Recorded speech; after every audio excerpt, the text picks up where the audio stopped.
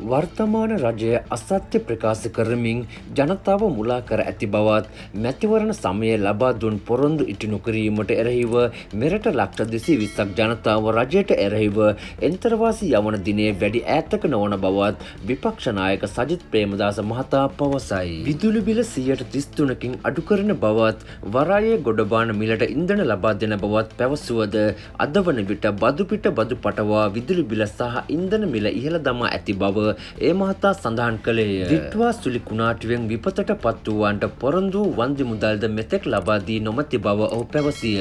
බාල ගල් අඟුරු ගෙනීම හරහා විශාල වංචාවක් සිදුව ඇති බවත් එම බර ජනතාව පිටපටවා ඇති බවත් ඔහු චෝදනා කළේය. එසේම මාධ්‍යවේදීන් ප්‍රශ්න කරන විට අපරාධ පරීක්ෂණ දෙපාර්තමේන්තුව යොදවා මාධ්‍ය මර්ධනය කිරීමට රජය උත්සාහ කරන බවද විපක්ෂ නායකවරයා අවධාරණය කළේය. රජයට ඇති ජනතා විරෝධය මැන බැලීමට හැකිනම් වහම පළාත් සභා මැතිවරණය පවත්වන ලෙස ඔහු අභියෝග කළේය. පාස්කු ප්‍රහාරයේ සැබෑ මහ මුලකරුවන් අනාවරණය කර ගැනීමට නම් දේශපාලන බලපෑම් වලින් තොර විනිවිද භාවයකින් යුතු පරීක්ෂණයක් අවශ්‍ය බව ඔහු පැවසිය.